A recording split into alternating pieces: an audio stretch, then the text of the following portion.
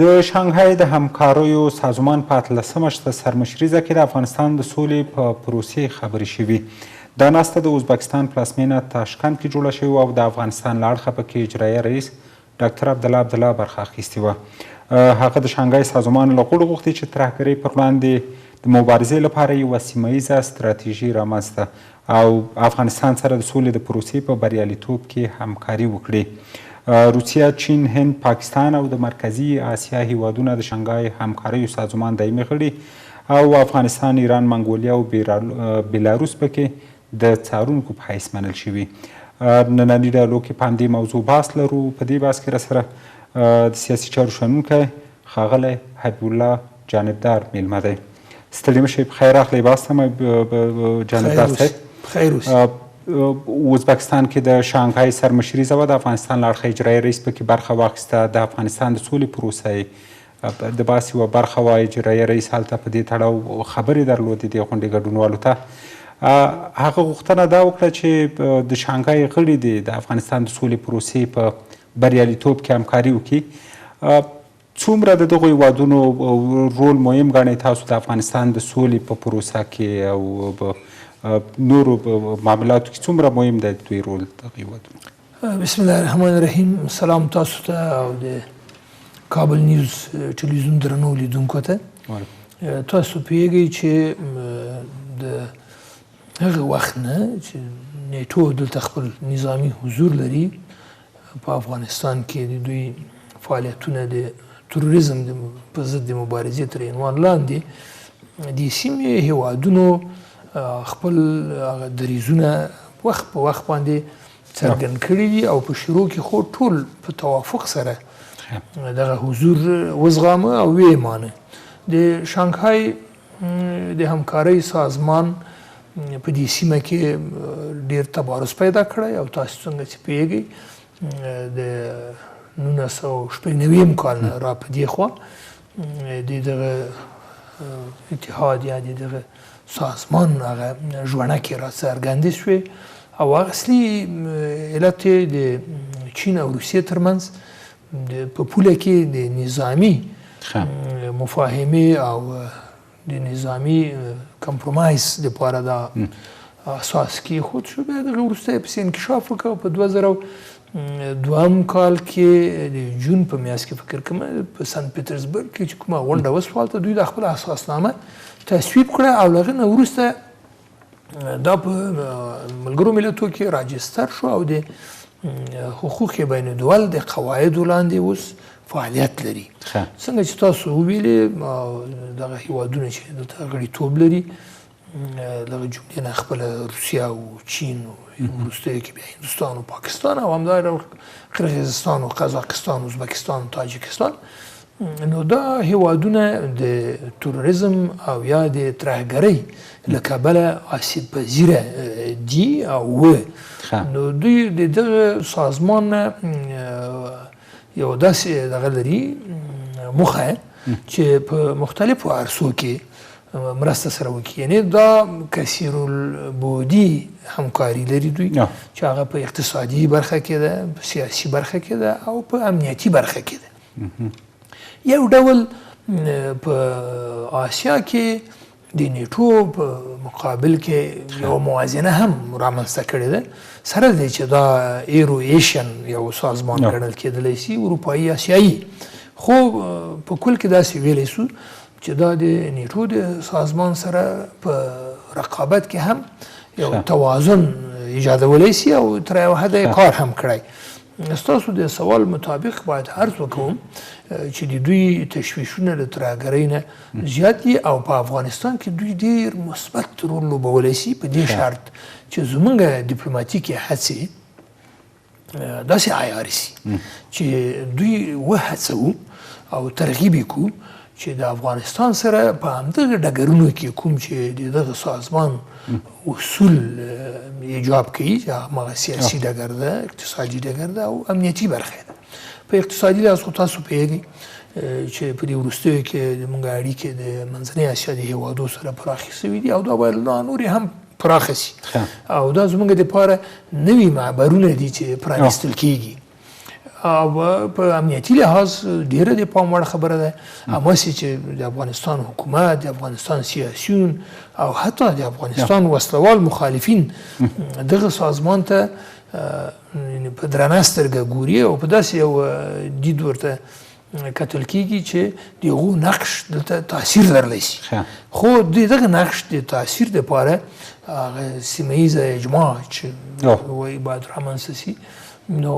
هغه اجماع کې د دې هېوادو رول به ډېر برجسته او پیاوړی. تېرو 18 کلونو ته که وګرځو، تاسو وویل چې دغه ټول هېوادونه افغانستان نه ګرد چاپېره پراته دي، شمال کې بیا ختیځ کې پاکستان او هند دی. په تېرو 18 کلونو کې دغه سازمان ګرچې پاکستان او هند یې نوی غړیتوب اخیستی دی، څومره د افغانستان په مسایلو کې مثبت رول لوبولی دغه سازمان، که نه لکه څنګه چې تاسو وویل هغه موږ له ډیپلوماتیک اړخه ډېر فعال نه وو، نشو کړی چې د سازمان همکاري ترلاسه کړو؟ ښه، د افغانستان د قضایاو په ارتباط باندې څنګه چې توقع کېده په هغه کچ کې خو هغه رول نه ده لوبول سوی، ولې دوی په خپلو منځو کې پرمختګونه لرل. مثلا دغه جملې نه تاسو ته معلومه ده چې د چین او د روسیې یا د پخواني شوروي اتحاد د جمهوریتونو ترمنځ د ځمکني کړکېچ شواهد موږ او تاسو لرو، او همدا ډول د دوی ترمنځ ځینې سیاسي ترنګلتیاوې وې. د دې سازمان په رامنځته کېدو سره د روسیې، چین او د هغو هېوادونو چې وروسته د مشترک المنافع سازمان په نامه سره یادیږي، یا قزاقستان و قرغیزستان، تاجکستان، د دوی ترمنځ د پولې مسایل دا حل شول. اول ته د دوی نظامی تحرکات چې دي هغه کم سول او د باور یوه فضا یې په خپلو منځو کې رامنځته کړه. کله چې د ځینو هېوادو یا د یوه برخې هېوادو په منځ کې د باور فضا ایجادیږي او هلته نظامي تحرکات او آمادګۍ په پولو کې کمیږي، نو دا اغیز لري مستقیما په اقتصادي او فرهنګي همکاریو. یعنی په دې معنا چې وخت تشنج کم سي، باور زیات شي، نو د تجارت دپاره ډېرې موقعې رامنځته کېږي. دوی اوس تر خپلو منځو تجارتي برخه کې ډېر پرمختګونه کړي دي. دا یې لاسته راوړنه ده. د تشنج کموالی اول هغه یې لاسته راوړنه ده. دویم دا چې دوی په خپل منځ کې په امنیتي برخه کې اطلاعات مبادله کوي او د تروریزم یا د ترهګرۍ په مقابل کې ګډ دریځ یې غوره کړی. تر اوسه پورې دوی توانېدلي دي چې دغسې یوه جګړه چې په افغانستان کې وجود لري یا د نړۍ په نورو هېوادونو کې په هغه قوت سره ترهګري فعالیتونه په چین و روسیه او دغه د مشترک المنافع هېوادونو ترمنځ یا د ګډ امنیتي تړون چې دوی سره لري، د دوی په سیمو کې او په جغرافیه کې په داسې شدت و حدت سره پیښې نه دي رامنځته سوي. دا هم د دوی موفقیت و کامیابي ده. نو په دې ترتیب تاسو وپوښتل چې د افغانستان په اړه د دوی لاسته راوړنې یا د دوی نقش او د دوی دریځ تر اوسه پورې څه وی. اول خو دا چې په شروع کې دوی د نیټو سره په همغږۍ کې خپل دریځ غوره کړ، ولې په وروستیو کې موږ ګورو چې یو لړ تنقیدات هم دوی لرل، خصوصا د امریکې په متحده ایالاتونو باندې. د موږ دپاره له دوی سره نږدې روابط ګټه لري، ځکه چې دلته به د موازنې سیاست رامنځته سي او د دوی په دغه تېرو 18 کلونو کې جانبدار صاحب دوی ډېر فعال نه وو د افغانستان په اړوند. فکر نه کوئ د دغه سازمان ډېر غلي په یو ډول د امریکا سره سیال دي او سیال پاتې شوي د تاریخي لحاظه د امریکا حضور دلته قوي حضور بیا د جګړې او د نورو مسایلو هغه ډېر واک چې د امریکا سره فکر نه کوئ دغه سازمان په قصدي ډول نه دی پرېښودل شوی چې افغانستان کې د فعال وي یا د دلته نقش ولري؟ ډېره ښه پوښتنه دې مطرح کړه. اصلي خبره همدا ده، هغه د مسئلې هغه ته ورغلي عمق ته یې اصلي خبره همدا ده، ځکه چې دغو هېوادونو یو اعتراض هم درلود، خصوصا د داعش په توسعه او په انکشاف کې او په رامنځته کېدو کې، او دوی خپل شکوک او شبهات اظهار کړل او نیوکې یې درلودلې د نیټو په غړو هیوادونو خصوصا د امریکې په متحده ایالتونو ستاسو فرموده بیخي درسته ده کاملا معجم ویلي چې دغسې ګڼل کېږي یا انګیرل کېږي چې ګویا دغه سازمان ته د تجارتي روابطو کې د پرمختیا او پیاوړتیا موقع کمه ورکړل سوې ده یا حتی نه ده ورکړل سوې نو اوس چې دا خبره راپورته کېږي موږ ته پکار ده د افغانستان حکومت ته دا پکار ده چې دا مسله په ډیپلوماتیکه عرصه کې مطرح کړه او د دوی همکاري جلب سي د دوی مرستې جلب سي دوی سره اقتصادي اړیکې ډېرې پراخې سي تاسو پوهېږئ چې چین خو ډېر قوي اقتصادي ظرفیتونه لري همداسې روسیه او یو وارې خو تر دې حده پورې هم موږ او تاسو واورېده چې په تېرو کلونو کې د افغانستان د امنیت شورا مشاور ښاغلي اتمر صاحب د روسیې د استازو سره خبرې وکولې د هغو نه د اسلحې مرستې ترلاسه کړې دا اړیکې تر دغه حده مخته تللې وي اوس چې د سولې پروسه هم پیل شوې د امریکا او چین او روسیه درې اړخیزې ناستې لري د افغانستان په تړاو باندې اوس یې پاکستان هم تازه ورګډ کړی دی په دې پروسه کې ځان سره هغه ناستې هم څلور اړخیزې وي چې څو ورځې مخکې مسکو کې وه پاکستان هم پکې برخه درلوده یا هغې نه مخکې بیجینګ کې وه اوس چې امریکا دې ته غاړه ایښي چې دا هېوادونه د افغانستان په قضایو کې راښکېل وي یا د ویلو دپاره یو څه ولري څومره مرسته کولی شي اوس د افغانستان د سولې د پروسې سره چین او روسیه یوازې دا نه ده چې زموږ او ستاسو ګاونډي او هغه د دنیا ځواکمن هېوادونه دي او په ډېرو مسایلو کې ویلو ته یو څه لري ده ښه اجازه راکوئ چې دا مسله تفکیک کړو یعنی یو د شانګهای سره رابطه او تعامل ده د یو منطقوي سازمان په توګه او یو د امریکې پاکستان چین روسیې څلور اړخیزه مجلس یا غونډه ده د افغانستان په اړه دغه څلور اړخیزه مجلس چې دوی د افغانستان په اړه جوړ کړی و دا د افغانستان د حقوقو په ارتباط باندې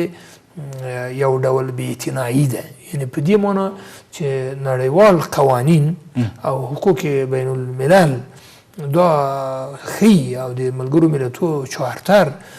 چې کوم هیواد چې هغه په دغه ملګرو ملتونو کې غړیتوب لري او له دغه نړیوالو سترو قدرتونو سره یا مطرح هیوادونو سره یو کامل سفارتي مناسبات لري یعنی دی جور نه دی فاکتو کنه دا اړیکې خو موږ لرو هم د امریکې سره مکمل سفارتي مناسبات لرو هم د روسیې سره هم د چین سره هم د پاکستان سره نو دوی د موږ په غیاب کې چې کوم مجلس جوړوي دا د موږ ګټو ته د موږ سیاسي پرستیژ ته او نړیوالو حقوقو ته بې اعتنایي ده اما حکومت موږ او ستاسو څه نه وایي په دې تړاو تل یې ملاتړ کړی له دغسې ناستو نو دا ملاتړ په دې کچ کې به وي چې هغه هم یوه برخه چې د اقل که دوی مفاهمې ته سر رسیږي چې د دوی ګټې په دغه جغرافیه کې په خلاص وي نو دلته به د وینې تویېدنې د مخنیوي دپاره یا د بندېدو دپاره به ممکن مومد واخیستي مګر په سیاسي او حقوقي لحاظ دا د افغانستان د حقوقو په مقابل کې بې اعتنایي ده په دغه کنفرانس یا په دې څلور اړخیزه مجلس کې حتما باید د افغانستان استازی وای هلته باید زموږ حضور وای زموږ په غیاب کې زموږ په واره کې څوک تصمیم نیسي دا یو توهین ده دا یو اهانت ده دا درسته نه ده که بس بلې خواته لاړ نه شي شانګهای کې پاتې شو تاسو مخکې د سیمه ییز اجماع خبره وکړه دغه سازمان دغه سیمه ییز اجماع څومره برخه جوړوي یا څومره مرسته کولی شي چې د افغانستان د سولې په تړاو یو سیمه ییزه اجماع د عقل رامنځته شي ډېره اساسي پوښتنه ده مننه چې دا دې مطرح کړه ځکه چې د سیمه ییزې اجماع هغه غوښنه برخه یې همدغه هیوادونه تشکیلوي مثلا هندوستان وګورئ په دې منطقه کې نقشه ورولې چین مثلا او په همدې ترتیب چې زموږ ګاونډي د منځنۍ اسیا هیوادونه دي پاکستان او ایران خو په دې سازمان کې څنګه چې تاسو ویلي د ناظر په توګه حضور لري لا بشپړ غړیتوب نه ده ترلاسه کړی چې هغه بیل بحث ده ولې په هر صورت دلته د عربي هیوادونو همکاري او د خصوصا ایران چې زموږ ګاونډی هیواد ده او د منځنۍ اسیا هیوادونو مرسته په دې اجماع کې باید دوی شامل واوسي او د دوی مرسته باید جلب سي. زموږ تمدني حوزه یو ډېر ښه خصوصیت لري، هغه دا چې موږ فرهنګي او تاریخي سیاسي اشتراکات لرو. تر ډېرو هیوادو سره د خپلو ګاونډیو سره موږ ګډ تاریخ لرو. یعنې موږ باید تر هغه هیوادونو چې هغه زموږ نه په زرهاو کیلومتره لرې پراته دي د خپلو هغه ګاونډیو او هغه هیوادو سره چې زموږ په دغه تمدني حوزه کې حضور لري یا موقعیت لري، هغو سره باید په اسانه او ژر مفاهمه وکولی شو. ځکه چې موږ تاریخي اشتراکات لرو، سیاسي اشتراکات موجود دي، فرهنګي پراخې اړیکې شته او اقتصادي اړتیاوې د موږ دا ډول دي چې موږ یو بل ته سره نږدې کوي او سره اړ یو چې باید نږدې سو. نو پر دې بنسټ باندې د افغانستان حکومت ته پکار ده چې د سیمه ییزې اجماع دپاره تر پخوا نه ډېر کوشش وکړي، ډېرې هڅې وکړي او سیاسیون هم د دغې اجماع د رامنځته کېدو دپاره باید د حکومت مرسته وکړي. حتی زه په دې باور یم چې وسلوال مخالفین د حکومت وسلوال مخالفین که د افغانستان ستر ملي ګټو ته ژمن وي، هغوی هم باید په دې لاره کې مرسته وکړي، کومک وکړي تر څو دا اجماع رامنځته سي. په دې ترتیب سره به د دې سیمې هیوادونه د نیټو او خصوصا د امریکې د متحده ایالاتو په مقابل کې یو واحد دریځ غوره کړي او نه تنها چې د افغانستان منافع به تامین سي، بلکې د موږ د دې تمدني حوزې ګټې به دفاع سي او هغه به تعریف سي، هغه به معرفي سي. نو دغه سازمان تاسو پیل کې څنګه وویل د افغانستان له جګړې نه متاثر کېدی شي، ورنه اغېزمنېدی شي، او تاسو دا ویل چې دا یوازې اقتصادي سازمان نه دی، په نورو برخو کې، امنیتي برخو کې، په سیاسي برخو په ټولو کې فعال دی. اوس ورنه تازه اجرایي رئیس غوښتي چې د ترهګرۍ په ضد مبارزې په اړه یوه تګلاره جوړه کړي، یو کړنلاره جوړه کړي. تاسو مخکې وویل چې دغه سازمان هغه خپلو امنیتي اندېښنو د حل دپاره تر اوسه ډېر کارونه کړي دي. څنګه کېدای شي چې افغانستان هم ورګډ شي، حداقل د افغانستان کې د ترهګرۍ په ضد په روانه جګړه کې څومره همکاري کوی شي؟ ښه، یوه خبره خو ډېره څرګنده ده، هغه دا لکه مخکې چې تاسو په پوښتنه کې مطرح کړه ده چې په عمدي ډول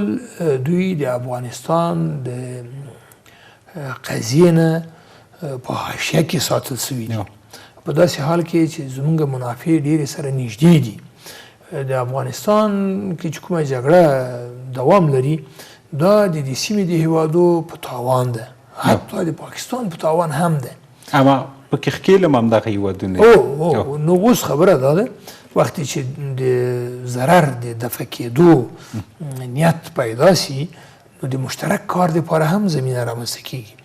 دغه غوښتنه خو د افغانستان حکومت د کارزي صاحب له وخت نه هم لرله چې دا د سیمې هیوادونه مرسته وکړي او د ترهګرۍ خلاف له افغانستان سره متحدا کار وکړي. په کاراتو ویل سوي دي. نو څنګه کولی شو چې دغه د وینا له حالت نه موږ د عمل صحنې ته عبور وکړو؟ دا بیا یو تدابیري پروګرام پلان غواړي چې د خارجه وزارت او د امنیت د شورا دنده ده چې دوی باید خپل ټیمونه موظف کړي او د دغو ټولو هیوادو دروازې ور وټکوي او د هغوی سره موږ اکثرو دغو هیوادو سره دوه اړخیز زموږ د خانه جانبدار صاحب کار نه دی شوی په تېرو اتلسو کې تاسو وویل ډېر کم کار که د دغو هیوادونو سره شوی له ډیپلوماتیکو لارو. د دې هیوادونو لیوالتیا ته که راشو، څومره ده د افغانستان د امنیت سره یا په دې برخه کې د همکارۍ دپاره دوی څومره لیوالتیا ښودلې؟ زما عرض دا ده چې د موږ لخوا ویناوې سوي دي، لکه تاسو چې د اجرایه رئیس دریځ وویلې، وینا درسته ده، په خپل ځای لازمه ده، مګر د وینا د تعمیل دپاره، د تطبیق دپاره پلان او پروګرام او اقدامات لازم دي چې هغه اقدامات څنګه چې لازم و هغسې لا تر اوسه نه دي سوي. نو اوس هم بیا دومره ناوخته نه ده، باید کوشش صورت ونیسي. د دوی لیوالتیا ځکه ډېره ده، تاسو په شروع کې واورېده چې چین او هندوستان د افغانستان په دوه سترو معادنو کې د سرمایه ګذارۍ لیوالتیا لرله. هغه داسې معادن دي چې د نړۍ په کچه اول مقام لري، لومړی مقام لري. د لوګر د مس عینک لوی معدن او د اجکک معدن د میدان وردګو د بامیانو سره په پوله کې دا دوه ډېر ستر معادن او دوی دا علاقه وښودله او سروې او مطالعه او څه مصارف هم سره وکړه. لیکن موږ ولیدل چې د جګړې له کبله دوی دوام ورنسو کړی. اوس نو دا جګړه ولې نه مهار کېږي؟ دلته ده چې د امریکې دریځ ته سوالونه پیدا کېږي او هغه کرزي صاحب په وار دغه پوښتنې مطرح کړي دي چې دا جګړه یو مبهمه برخه هم لري او مبهمه برخه هم دا ده چې نیټو په ټول قوت سره د امریکا متحده ایالات د خپلې نوې ټکنالوژۍ سره او د سیمې د هیوادو هغه لومړني کومکونه په سیاسي لحاظ دغه سره نو څنګه نشي کېدلی چې دلته یوه روغه جوړه رامنځته سي یا یو امنیت رامنځته سي؟ نو دنه پوښتنه راولاړېږي هغه دا چې د دغو قوتونو نظامي حضور په افغانستان کې یو څه ابهامات لري. دوی باید دې پوښتنې ته ځواب وایي او زموږ وظیفه دا ده، زموږ د حکومت، زموږ د سیاسینو چې په دغه برخه کې دوی تلاش وکړي او له همدغه بینالمللي دوستانو نه وپوښتي چې تر کله به دلته د افغانانو وینه تویږي، تر کله به موږ د دوی د استخباراتي لوبو قربانان یو. شوي بالخصوص د تیر حکومت کې ولسمشر کرزي د پخواني ولسمشر په وار دا موضوعات مطرح کول د امریکا د اړخ هم کله یا د دوی نور لویدیځ ملګري وایي چې داسې نشي کېدی چې تلفات او مصارف دې موږ افغانستان کې کوو او بیا هغه د قانونو موضوع تاسو رایاده کړه چې ګټه دې بیا چین او هند او نور هېوادونه وړي. په هر صورت اوس که راشو مخکې موږ وویل چې د شانګهای مشري تر ډېره روسیې او چین ته ور په غاړه ده او دې هېوادونو سره اوس روسیه هغه امریکا یو څه د افغانستان په تړاو معاملاتو کې یې سره مصروف دي. یو ځای دغو تغییراتو ته که وګورو څومره دغه چانس شته دی چې اوس د شانګهای ته ډېر رول ورکړل شي د افغانستان په مسایلو کې؟ ډېره په ځای پوښتنه ده. زه خو په شخصي لحاظ په دې باور یم چې امریکا به په جنوب د اسیا کې خپل حضور کمرنګوي په دې خاطر چې چین او روسیه نور هغه پروني موقف کې نه دي. د چینانو اقتصادي غوړېدنه، د روسانو نظامي پرمختګ او همدا ډول د سیمې هېوادو کې یا زموږ په ګاونډ کې چې کوم هېوادونه دي د دوی انکشافات پرمختګونه موږ دې ته هیله مند کوي چې د افغانستان سره د دوی خپل اړیکې پراخه کړي او په افغانستان کې د ثبات لپاره دوی ګډ کار وکړي له موږ سره. ځکه چې که په افغانستان کې سوله او ثبات تامین سي د دغو هیوادونو د دغه شانګهای د سازمان د غړو هیوادو اقتصادي پرمختګ به دوه چنده سي او په امنیتي لحاظ به دوی ډېر ډاډ ترلاسه کوي. ځکه د دوی اندېښنه هم له همدې کبله ده چې خدای مه کړه افغانستان په داسې یو حالت بدل نه سي لکه یو وخت کې چې پېښور و کوټه د افغانستان د پخوانیو حکومتونو په خلاف کارېدل، چې یو وخت داسې حالت به راسي چې د افغانستان نه به پېښور و کوټه آزاد قبایل به ترېنه جوړي او له دې ځای نه به د دغو زموږ د ګاونډیو هېوادو خلاف دا نفوذي او اپراتیفي او استخباراتي تدارکات او حرکات به وي. هغوی په دې کې تشویش لري ولیکن بې تفاوته نه پاتې کېږي. امیدواري په دې ده لکه په سوریه کې چې امریکې ونه سو کولی چې کوم ټول اهداف دوی ټاکلي و هغه ترلاسه کړي. زه مطمئن یم چې دوی به وروسته له دې نه په دې ونه توانېږي چې خدای ناخواسته د افغانستان په داسې یو شي بدل کړي، په سوریه یې بدل کړي.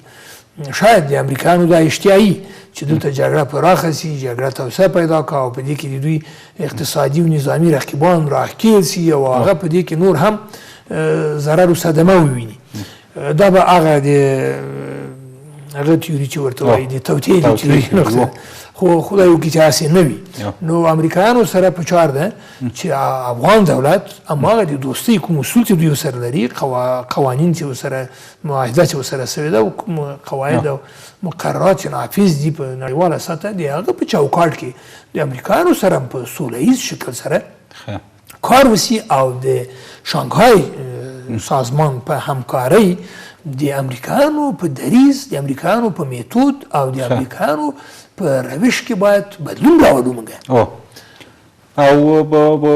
دغسې شانګهای غړو ته هم باید ډاډ ورکړو چې د افغانستان خاوره د دوی په ضد نه کارېږي یا دلته دوی دپاره پټ پلانونه نشته دی د هغوی همکاري په همدې توګه موږ جلبوی شو د شانګهای غړي هیوادونه یو څه محافظه‌کارانه دریځ لري دوی باید د خطرونه درک کړي د افغانستان له حکومت سره باید پراخه اړیکې ایجاد کړي دغه یو کانفرانس چې روسیې زمینه مساعده کړې وه یا داسې وویلې چې ګویا کوم شخصي سازمان د طالبانو او د سیاسیونو ترمنځ د مذاکرې او زمینه مساعده کړې وه چین کې هم دې ترتیب باندې دا خپله کومک کوي یعنې دا په دې معنا نه ده ځینې دوستان دا تشویش لري چې دا البته د حکومت خلاف کار ده نه برعکس دا سیاسیون چې هلته لاړ دي هغه ځای کې خو یې د حکومت دریځ ویلی یعنی په اوربند باندې تاکید کړی بین الافغاني مذاکراتو باندې تاکید کړی د دیموکراسۍ په ساتنه باندې تاکید کړی دا خو ټولې هغه خبرې دي چې حکومت هم دا غواړي اوس حکومت ته پکار ده چې د شانګهای د سازمان سره یو علاحده داسې یو پلاتفورم ولري علاحده داسې یو پلان د کار ولري او یو داسې ډیپلوماسي تر اجرا لاندې ونیسي چې دوی ډېر افغانستان ته علاقمند کړي او دغه ظرفیتونه چې دلته موجود دي خصوصا د همده د سازمان بالقوه ګټې چې دلته دي دا دوی ته معرفي شي او خپله همکاري ورته ابلاغ کړي سلامات اوسئ جناب درصیب چې بحث ته راغلی تاسو نه مننه چې ما ته بلنه راکړه قدرمنو لیدونکو له تاسو مننه چې تر دې دمه هم زموږ ملتیا وکړه